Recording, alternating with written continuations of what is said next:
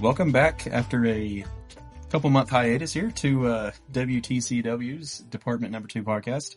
I am Derek Lindo, and I'm joined as always with Darryl Smith. And Darryl, what are we going to be talking about today? Well, you and I are both kind of Army of Ohio, Army of the Cumberland guys. You have a lot more Army of Tennessee than I do. My Army of Tennessee is pretty much focused Fort Donelson, to be honest with you. So we're going to talk about some Army of Ohio and Army of the Cumberland books that both you and I have, and some that you have that I don't, and vice versa. And just talking a little bit about some of these books. Whether they're worth looking for, picking up, reading, whatever the case may be, and kind of going from there. It's been a couple month hiatus, but then we were on the Wabash Inn Mess We were, podcast about yeah, a we were. month or 6 weeks ago. So Yeah, I almost felt like that was kind of like an interim session for us, right? yeah, In a way. seemed like it. Yeah, it felt Yeah, like so it, if right? you, yeah, so if anybody's listening that doesn't know about that, search up the Wabash Inn podcast.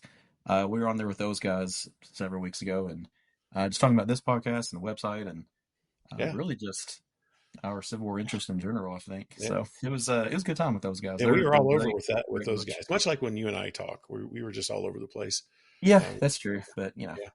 We it's also it talked works a out. little bit about miniatures gaming, Yeah, which is what I yeah. do as a hobby. So that was kind of cool. It was a good bunch of guys too, right? Good bunch of Oh yeah, guys. for sure. So, all right. Well, let's see. We have about the same number of books, I think. I And think again, we so. have Yeah. some overlap. So you want to start off with one that you have, and we'll go from Sure. there.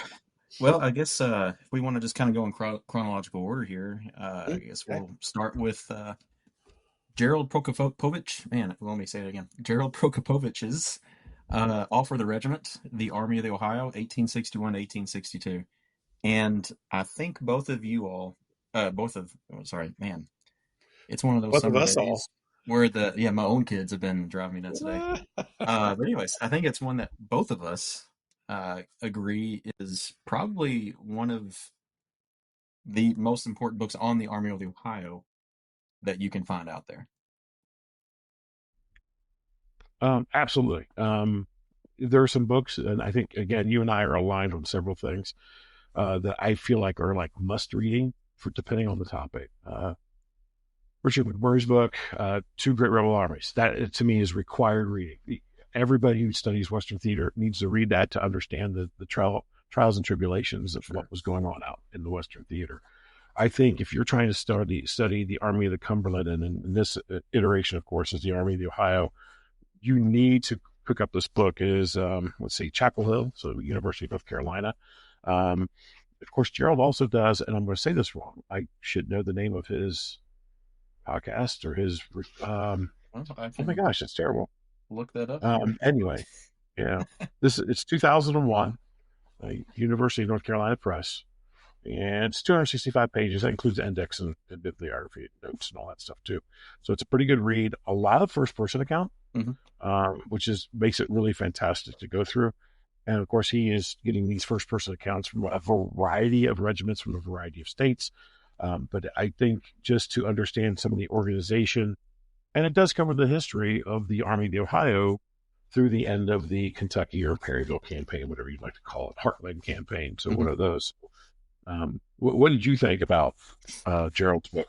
Yeah, I liked it because of the just the first person accounts that are in there, and I really like what his framing is behind the book too, where a lot of these soldiers, their loyalty wasn't exactly towards the army as a whole, but it was more geared towards their regiment and Mhm. uh, how it was more local. And Absolutely. because early in the war, they're still electing officers and Mhm. doing that sort of thing. And each regiment is very unique, I would say. Like they've got their own culture up in there, and that's something that I feel like he does a really good job of at letting us know about that. The regiment that's the backbone and the foundation of the Army of the Ohio early on. It's not a brigade, it's not the divisions, it's Right. the regiment.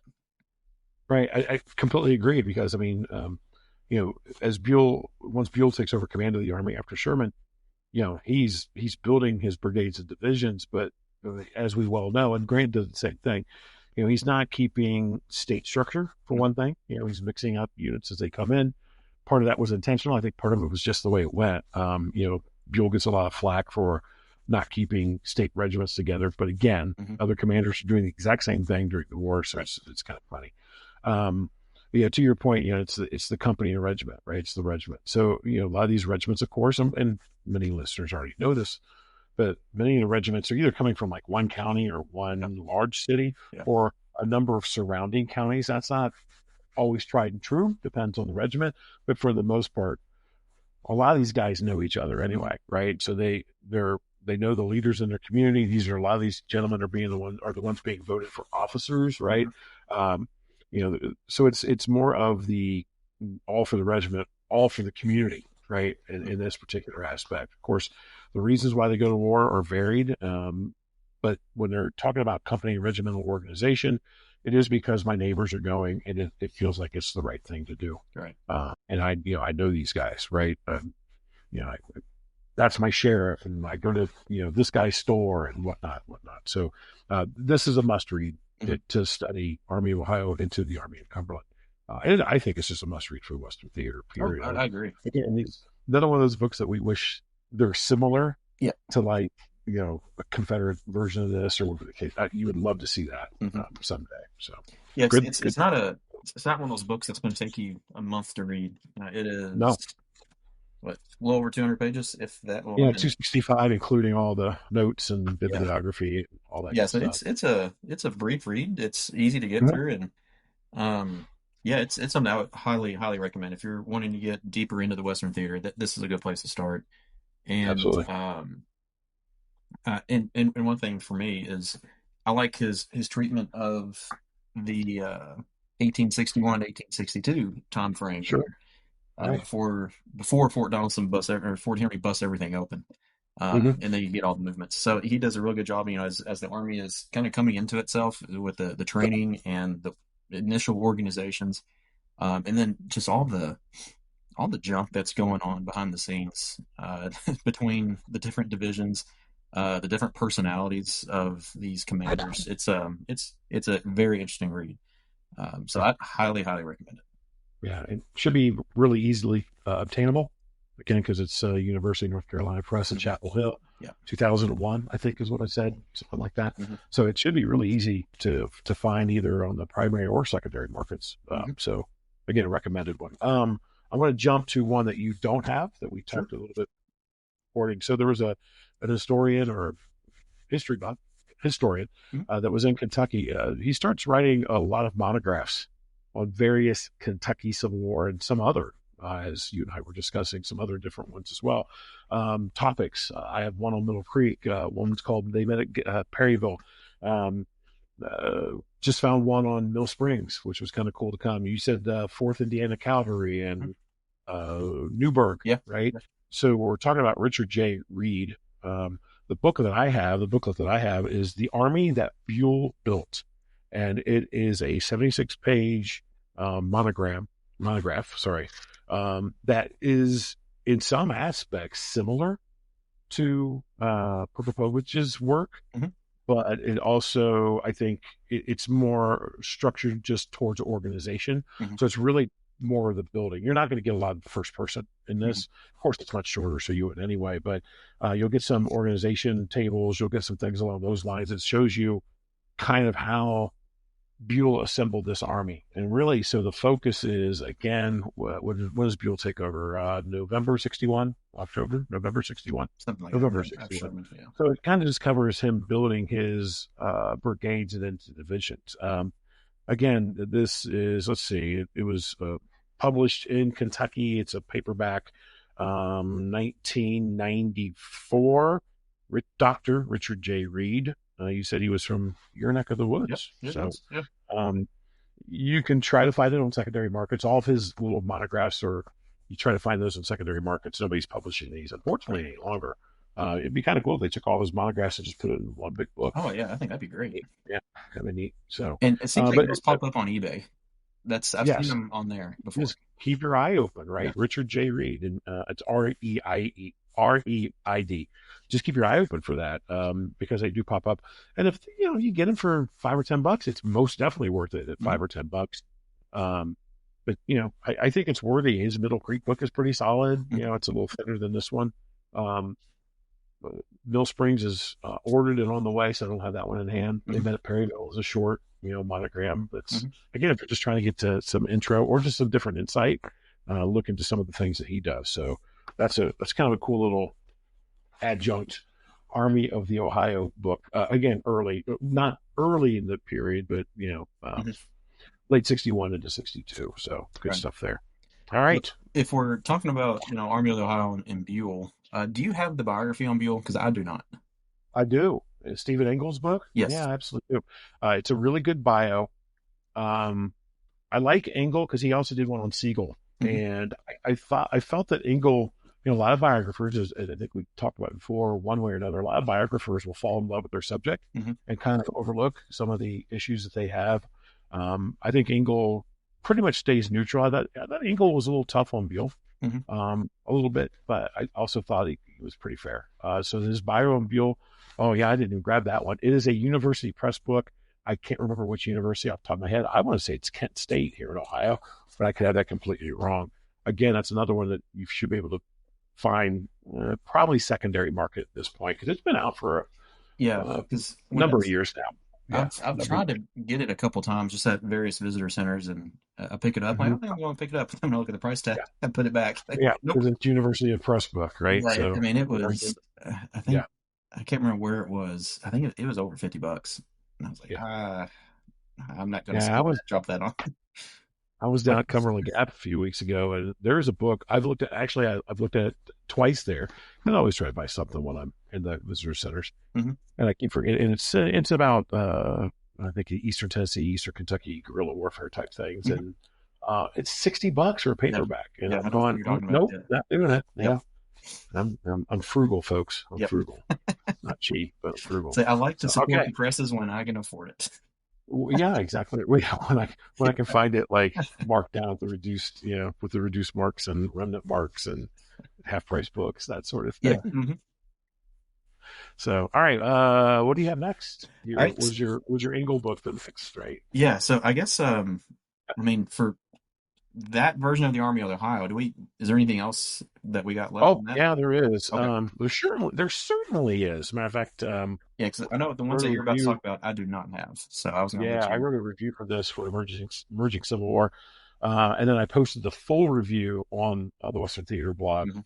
Pretty sure I did, because there's a couple of sections there that they wanted to edit out. They keep things, they try to keep things a little brief, which Mhm. I completely understand. Right. So this is um, Dennis W. Belcher. He lives in Missouri. He lives actually pretty close to our shared friend Andy by God Papin. So I always have to say that because I always think of 80 by God Jackson from John Wayne's The Alamo, right? I always have to say it that way. So I think this was like book number 10 or something for Dennis Belcher, and it's called The Cavalry of the Army of the Ohio. You want to talk about book prices and whatnot?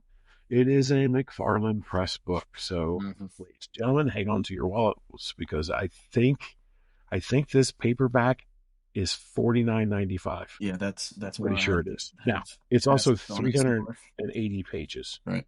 right?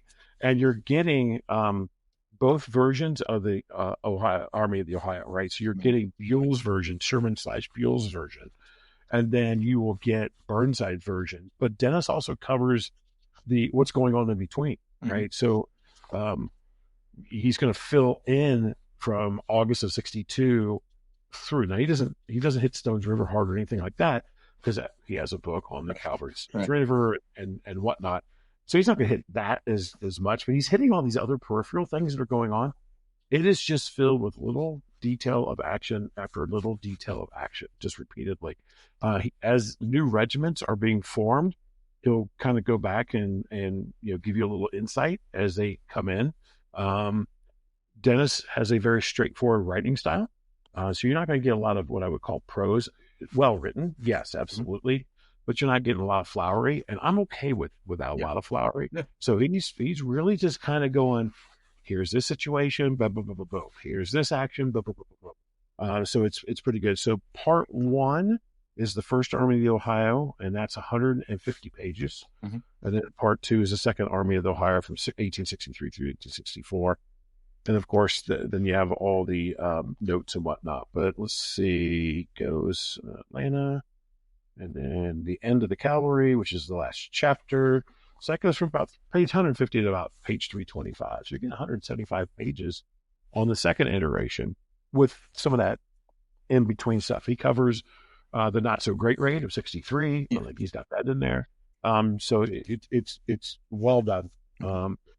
It's one that you want if you're really into it, like you really want to know and you really want to understand some of the all what the cavalry is doing. It's worth getting. Yeah. It's like I said, I think it's $50 now. That's I don't think it's $39.95. I think it's $49.95. But it to me, it was worth it, right? Because that's something that well, actually, I gotta be honest with folks. I got this copy free because I did the review, but I was going to buy it anyway. So and I have several other Dennis's books too.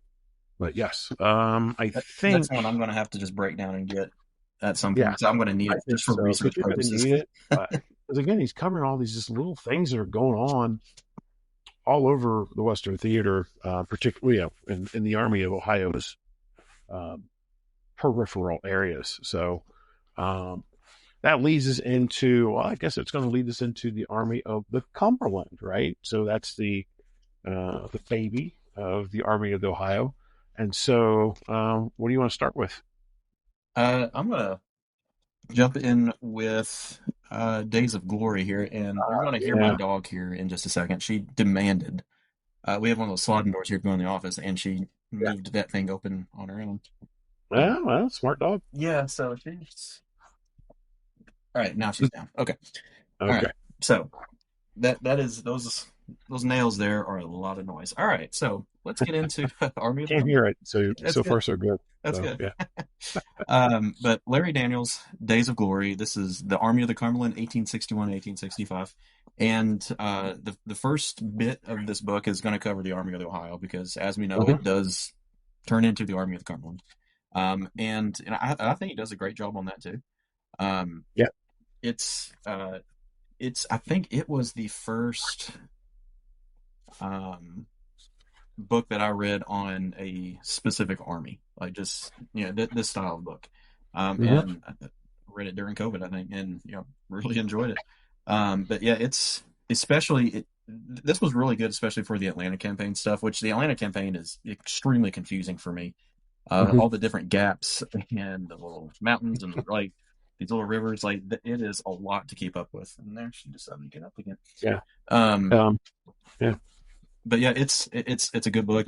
Everything that I've read from Larry Daniels been good. So it's if you're wanting the full treatment from 1861 to 1865, this is I think the best one out there.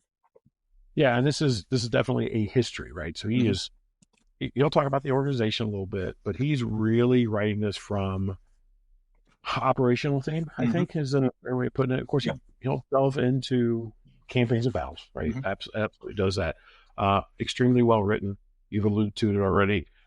His books on the Confederate Army of Tennessee, I've picked up a few of those now, right? Trying to bring a little balance into things. And I find them extremely well written, well researched. So I really enjoy Mr. Daniels' work. Days of Glory was published by Louisiana State University Press, a good old LSU, in 2004.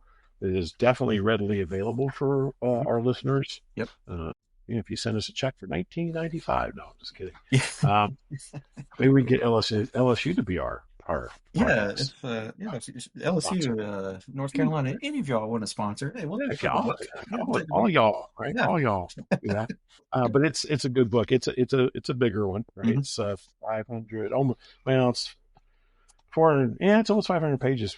Full bore, right? 490 index and everything goes with it. And in the back, he's got a good order of battle for good organizational stuff for Mill Springs, Shiloh, Perryville, and then just throughout everything, which is a good thing to have because the Army is not like the organization does not stay the same from 1861 to 65. It is constantly changing, especially after each campaign. Sometimes in the middle of these campaigns, like Perryville.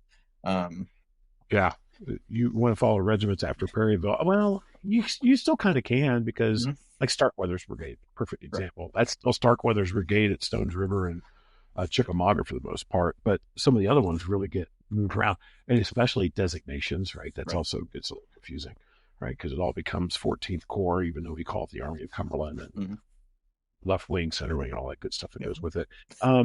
There were a couple things, though, if I remember correctly. It's been a little while since I read this one, though, but I think he takes that standard approach of Buell, Mm-hmm. if I remember right. Like, he's not a Buell fan.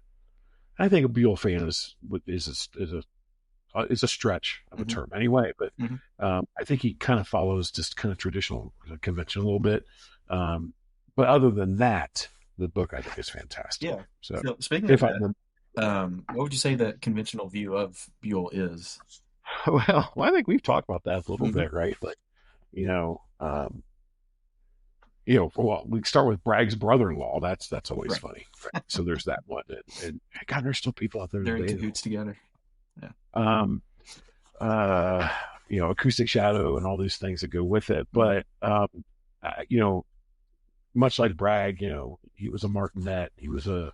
disciplinarian, et cetera, et cetera. Cold. Mm-hmm. Now, I think the cold is absolutely true. I think he was. And you and I've talked about this, after the Battle of Shiloh, his men that are on the field absolutely love him. And every time they see him on the march down to Corinth, they're cheering and bellowing and hollering and hooting.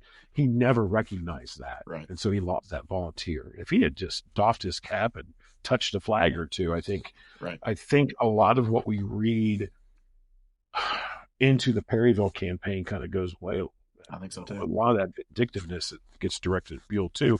And a lot of it is coming from certain regiments. Mm-hmm. And some of those regimental histories were written way after the war, Mm-hmm. when nobody is around to, rebuke them or refute them any longer. And I think that's part of the problem as well. He's stubborn, right? There's no doubt about it. But, just that, not very competent and da-da-da-da. And I think he's actually extremely competent, to the point where Grant offered him a command, in 64, and Buell was too stubborn and turned it down. So Yep. I think that's, that's one of Buell's issues. But I don't think he's as bad as everybody tries to make him out. He built a good army. Yes, put together a good army. And launched a pretty darn good, effective campaign in central Kentucky. He did. So his feint, his 20,000 men sent towards Frankfort did exactly what he thought they would do at full Bragg. So, I mean, and he was not wrong about not following Bragg's army through eastern Kentucky back through Cumberland Gap. There's just no way. Yeah, his army would have suffered immensely by doing that. Absolutely. The Confederates themselves are already suffering, Mm-hmm. because there's just no way to really feed a large army down there, particularly forage, right? Right. But there's no farms per se. Like, they're very hard scrabble. And Rosecrans basically, validated what Buell was saying. Well, what did Rosecrans do? Headed directly to Asheville. He's like, I'm not going that direction. I mean, it's, there's that. It took the military genius of Ambrose Burnside to figure that one out. So, Yep. Another topic conversation. Old Burnside. Let's see. We're into the Army. Old Burnside. Well, that's the Army of Ohio, so we're still within subject, right? We're still in the subject. Okay, so I don't think you have this one, so I'll jump in. Okay. The Cavalry of the Army of the Cumberland. So this is another Belcher book. I do not have that one either. Oh, see, right. So and I keep showing Derek. I keep forgetting that my camera is reversed, so it's backwards. Another McFarland Press, unfortunately. I think this one is $39.95. To be honest with everybody out there, it is 342 pages, and it expands greatly. I mean, it really fills in, of course, between his other book on the Army of Ohio, right? So you got the first iteration and the last iteration of the Army of Ohio. And then you get this. This is all the filler. Once Rosecrans takes over, this is going all the way through. It goes through Knoxville campaign, which so does his other book touches on, but this is even more in more detail. But it keeps going, post Rosecrans, right? It goes through the rest of the war. So it's a really good book. Again, same style of writing that Dennis does. It's very straightforward. I'm telling you the facts, right? interlaced with first person accounts or source material, that sort of thing. Um, he The thing about the thing about McFarland Press too is uh, you buy a book from them, it is really hit or miss with what you get. Yeah, I yeah. have picked up some really terrible books from them. The author was not well versed, errors, typos left and right.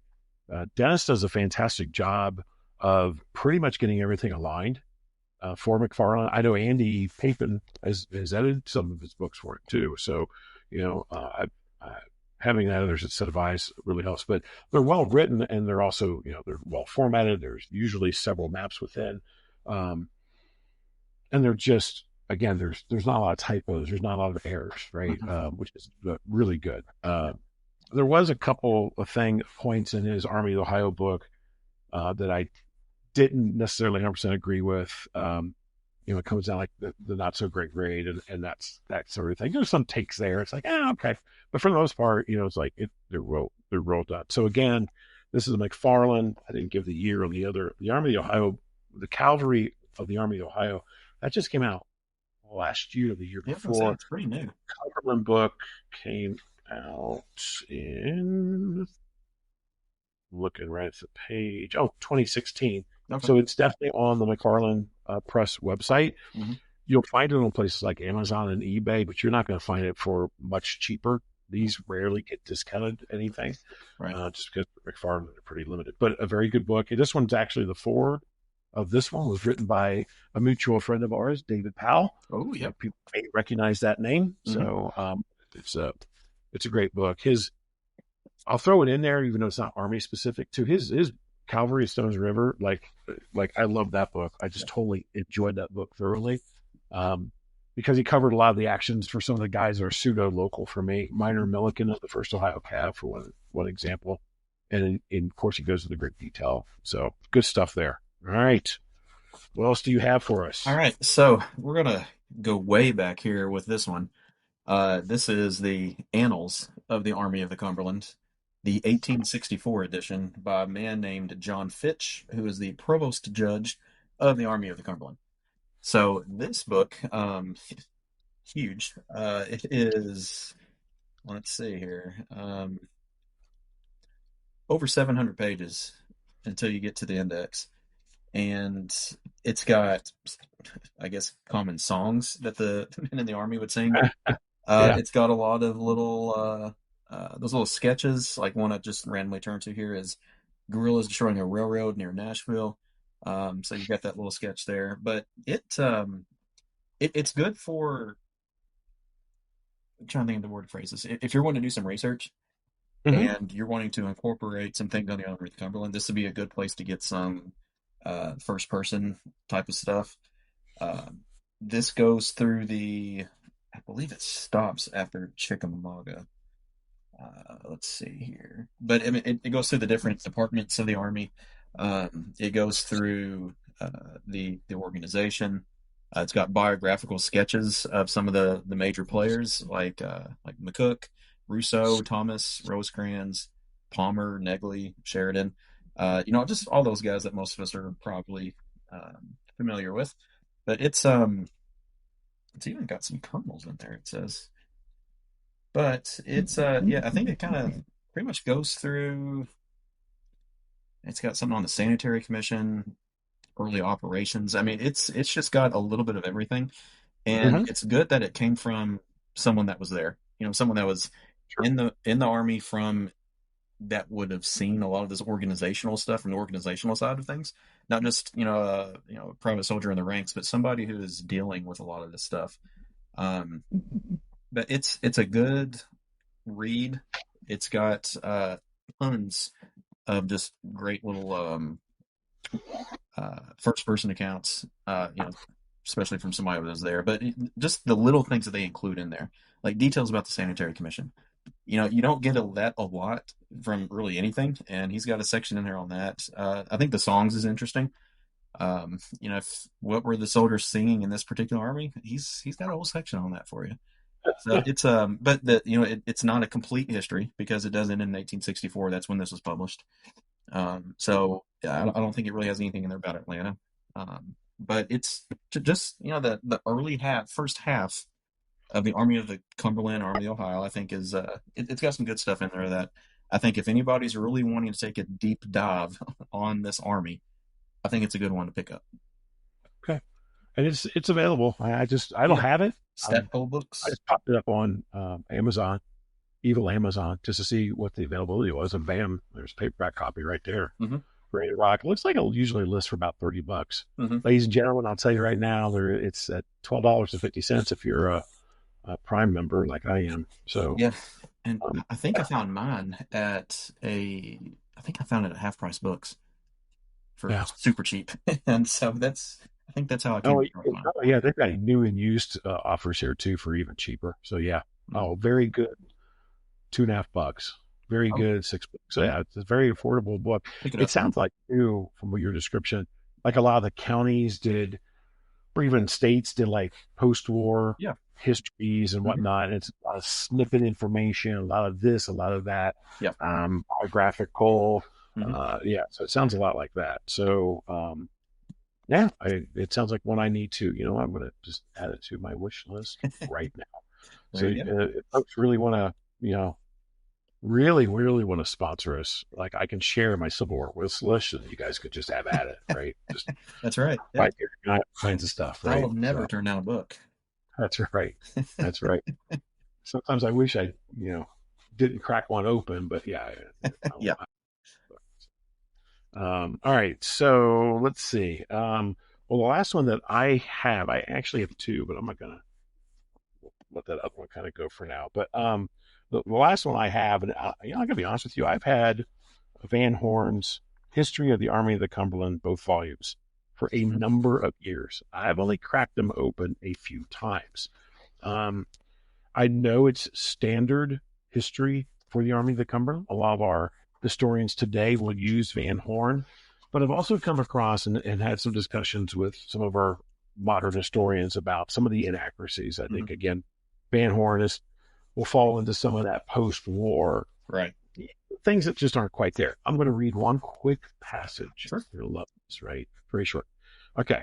This is Perryville campaign. So you know this is my wheelhouse, right? This is why I feel like sometimes these things get um, I don't know, blown out of proportion, or historians hang on to the same thing as over and over again. So here we go.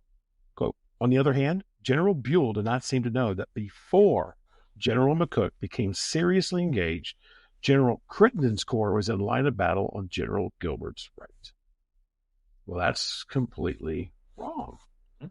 because we know that McCook gets seriously engaged about 2 o'clock in the afternoon.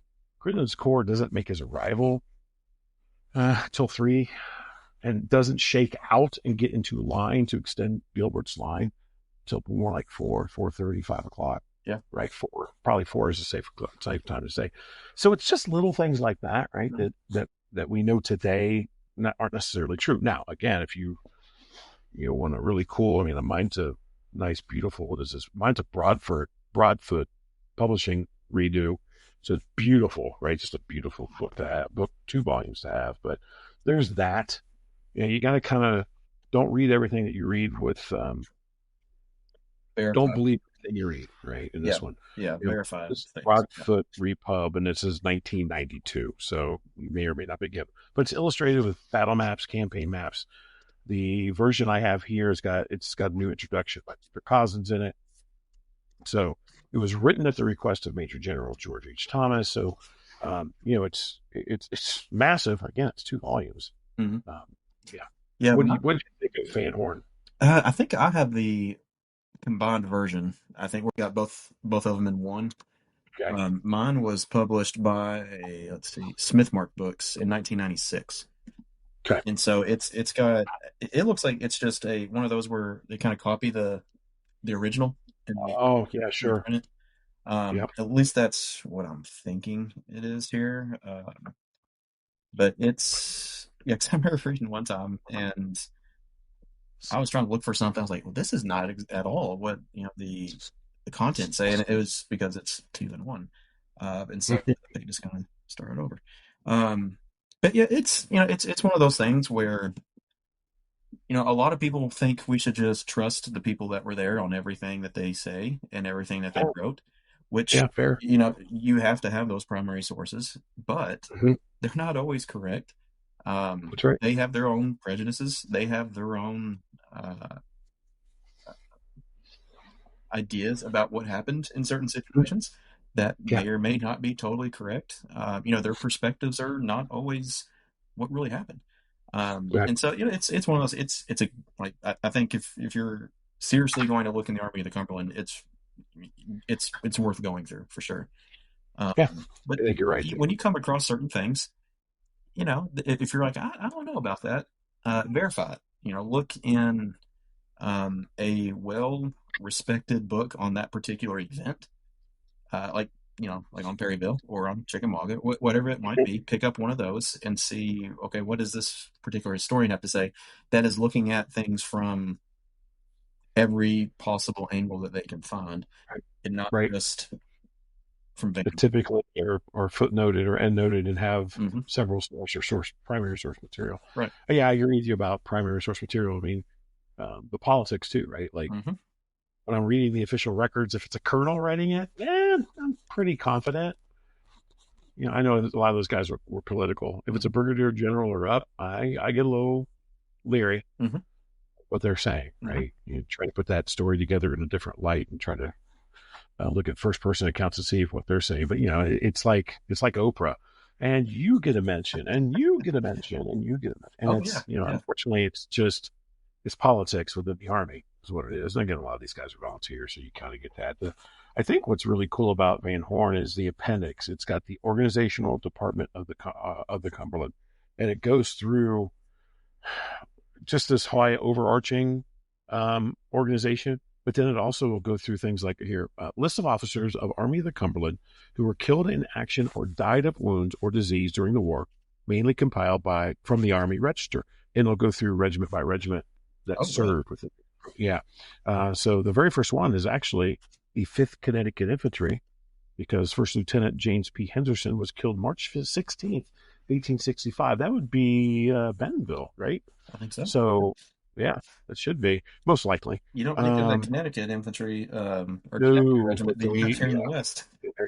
there's the 20th Connecticut Infantry as well. But that's kind of cool too, because you can go through. I mean, if you're that morbid, I guess, if you look at these guys that died of disease, where the case would be. 24th Illinois, we know those guys from Perryville, right? Hmm. So you've got Colonel Geza Mahalatsi. I probably said that, boogered that up big time. Died March 11th, 1864 of wounds received at Buzzard's Roost, Georgia. And it just goes through. So there's like usually several entries for each regiment that had the qualifiers, right? So that's several pages just in its own right. So it's kind of like it's different than annals. Gosh, I can't speak today. Um, as you described it, but in some aspect, it's kind of similar, right? Hmm. Because it's trying to cover a lot of topics. It comes in. My 2 volumes come in just as shy of 1,000 pages. Okay. Yep. So yeah, so it's and I trust me, I did not pay full price for this. I think I got it from a guy off of eBay or something that was Hmm. like $10. In all seriousness, Yep. so that's my last books that I'll talk about or that we have. Well, I know you said you had something else there. Yeah. So mine is my last one here. It's not just Army of the Cumberland. It covers. It's got a little bit of the Army of the Cumberland and Army of the Tennessee. Hmm. It is called "Practical Liberators: Union Officers in the Western Theater During the Civil War" by Christopher A. Teeters, and it's one from UNC Press. And I first came across this. I was listening to Jerry Prokopovich's show that we were mentioning earlier. It's Civil War Talk Radio. Hmm. Um, Yeah, good. and I guess it was back in 2019. I guess I was just happened to be listening to it one day, um, and Teeters was on there, and he was. I just noticed it was Western Theater, so I thought, well, I'm gonna definitely check that one out. And so this is looking at the idea of slavery and emancipation, um, from the perspective of Union officers in the Western Theater, which that's a neat little topic, I think. But it gets into the Confiscation Acts pretty well.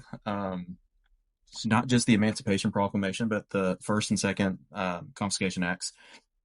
Because when these officers are first getting in here, they're from the Western states, and you get some of these guys from Southern Illinois, Southern Indiana.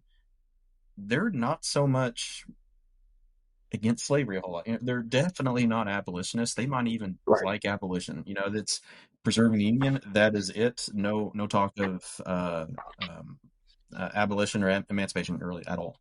But as the war goes on, and they start to see how the Confederate Army is benefiting from slavery. These men, they have slaves digging entrenchments.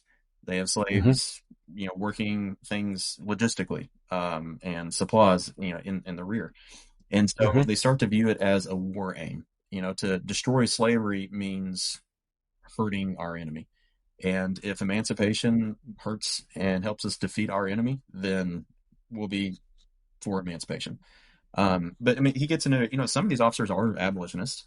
You're going to find that everywhere. Some of Right. them are just more practical, where it's, yeah, I don't care about the idea of abolition. I just want to defeat the enemy. And if that's a way to do it, then Yeah. so be it. This is another tool, right, in Right. the arsenal, Right. right? And but it's not a long book either. It's let's see, you get into it's 162 pages. Okay. Before you get Yeah. into the notes and things like that. So loaded with primary sources. That's kind of where he was able to get a lot of to make his argument. I mean, he was looking at what do these officers actually say, and it's loaded with that. And but yeah, it's great. Um, Especially understanding the confiscation acts. At the beginning of the war, you've got a lot of the officers returning slaves to their masters, especially up in Kentucky, and Hmm. a little bit in Tennessee. But when the confiscation acts are put forward, and there's these orders from the War Department that you cannot return if a runaway slave makes it into Union lines, you cannot return it. That slave has to be pretty much just be protected. Um, it gets into that really well. 'Cause, I mean, my favorite regiment that I like to cover is 17th Kentucky. They have a very interesting uh, event take place during the Kentucky campaign. Um, which do you remember the event with Rousseau and where he has I think it's a Wisconsin regiment that's hiding a couple of runaways and their owner Yeah. out there looking for him. Yeah, and so Yeah. ends up having the brigade surround him. The rest of the brigade surround Yeah. unlimbers an artillery battery. I think it's an Ohio artillery battery. Hmm. Yeah, and I think it's like, is it the colonel of the regiment or major of the regiment is really being pretty defiant about this whole Oh yeah, situation. yeah, and it seemed like the whole regiment was too. And the Yeah. 17th Kentucky was I can't remember if they were in the brigade or not. It's one of those times where some of these brigades are getting changed a little bit.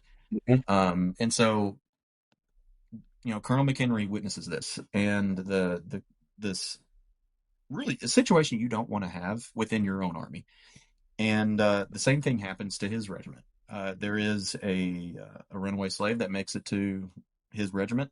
He has the man returned to its owner in defiance of this order.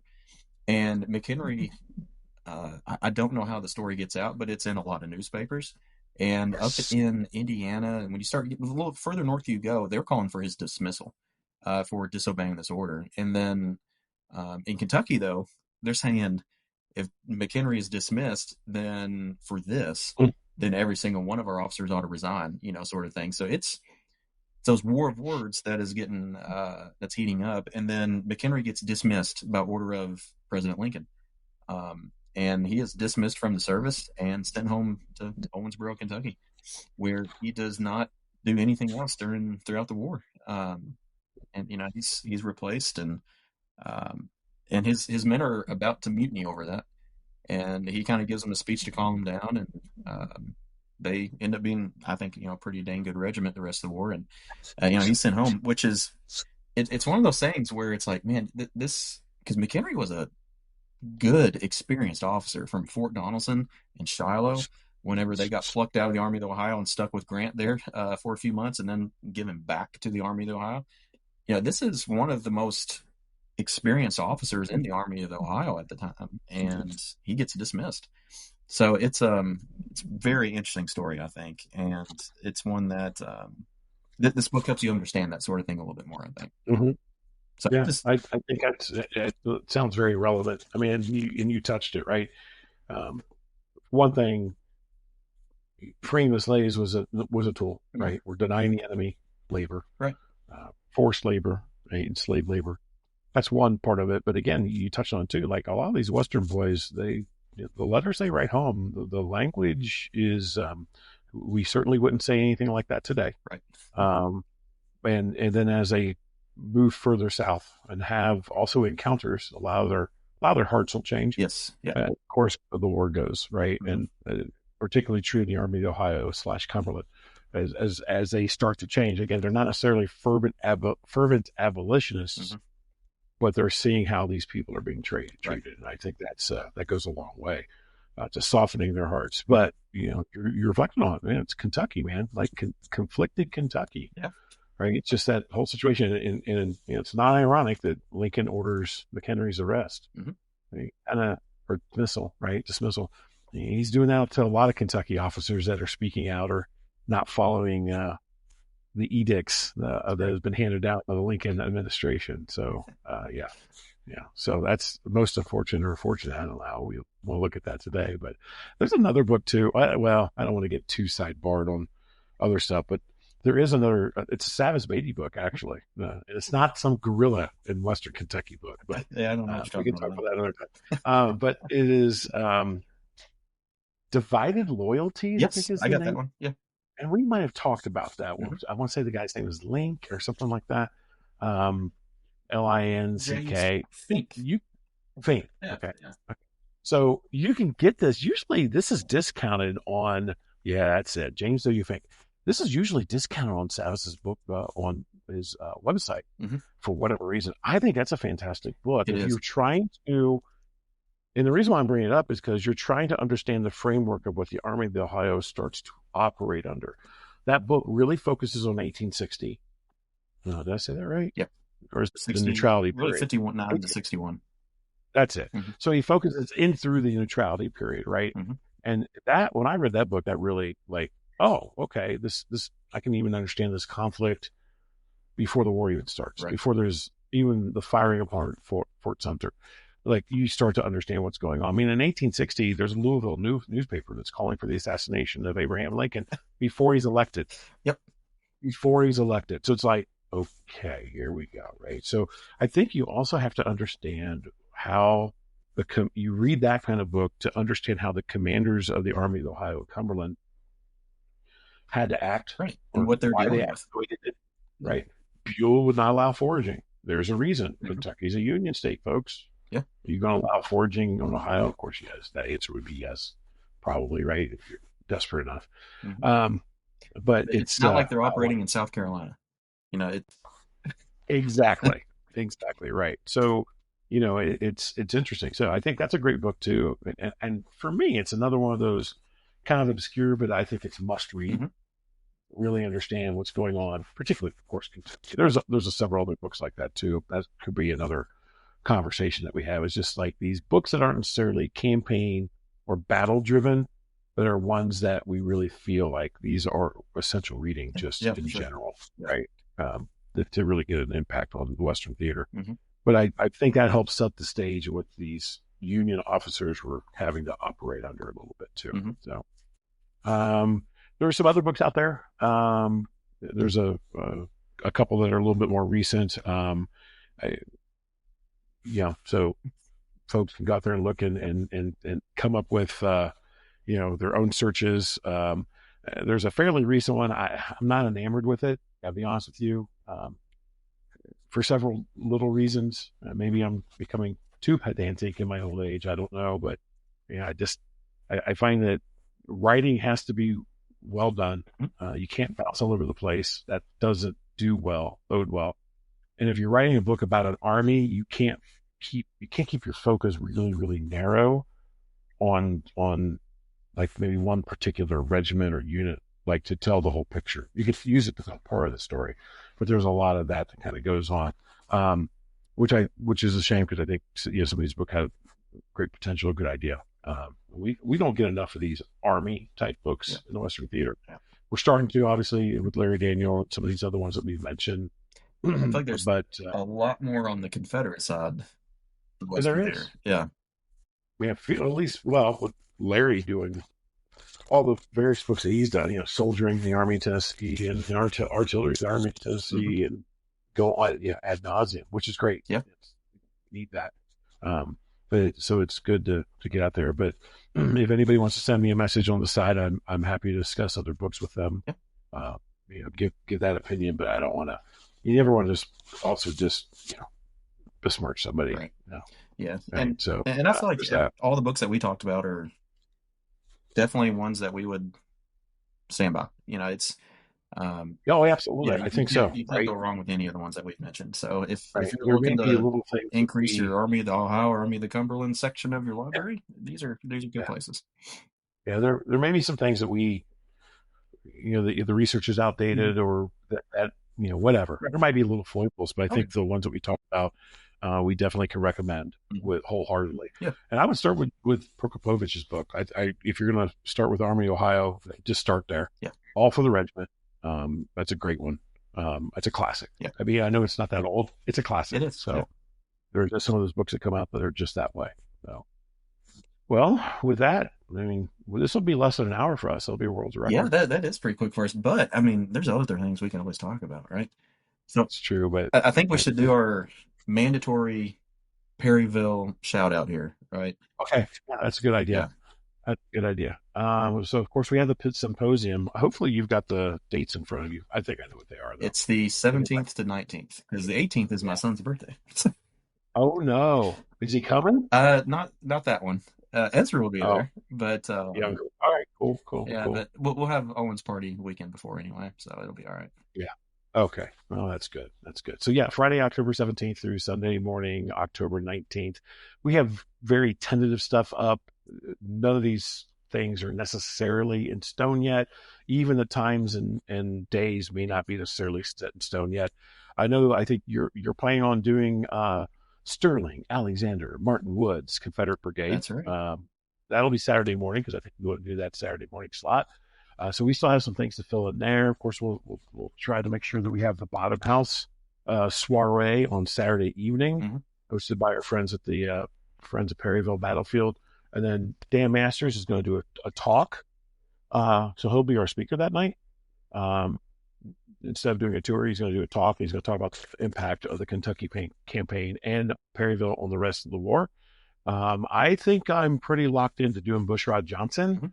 I just don't. I haven't just 100% decided yet or not. I probably won't do that Sunday. I might do that Friday night, Mhm. because we can all just meet there at the bottom Yep. house Yeah. and don't have to worry about the park being open at that particular point, and go from there. But we still have some slots. We've talked to, I think Jamie Gillum wants to do Stewart's Brigade, which I think is, That's one we had. I think that's one that never gets talked about. Right. So I think that would be fantastic, particularly how much they actually overlap behind Manny's Brigade, Mhm. which I think that would be very eye opening for most of us. We still got to get, obviously Taylor, and we got a couple other people that we want to probably chat with as well to see if they're available to help us out again this year. Again, October 17th, we're going to start at 4:30 on Friday so we can make sure we're done before dark. And no, we will not be going to Bottoms Hill this year. We're going to break that Petersfield. record. Or Petersville. Yep. Yeah, Bottoms. We'll definitely be here on Bottoms Yep. House. Petersville, sorry. So we're going to break that this year. I really want to do Wheeler on the 8th, but there's enough material, I think, but parking is an issue. Like there's one spot for sure where it's the old road alignment and we could pile cars there. But this is much like the Wheeler tour that I did this past year on Friday night. It's a lot of, there's a lot of action. There's a lot of movement going on. It's not as long, but there's a lot of movement going on, and I don't think we can do it, and I think that's a problem. So probably be good old Bushrod. Again, not 100% locked in yet, but we might just do That'll Bushrod. definitely be an interesting one there because his. Yeah, yeah. And we're gonna start. We're gonna make everybody walk from downtown Perryville to the battlefield and back. Yeah, just follow their route. Yeah.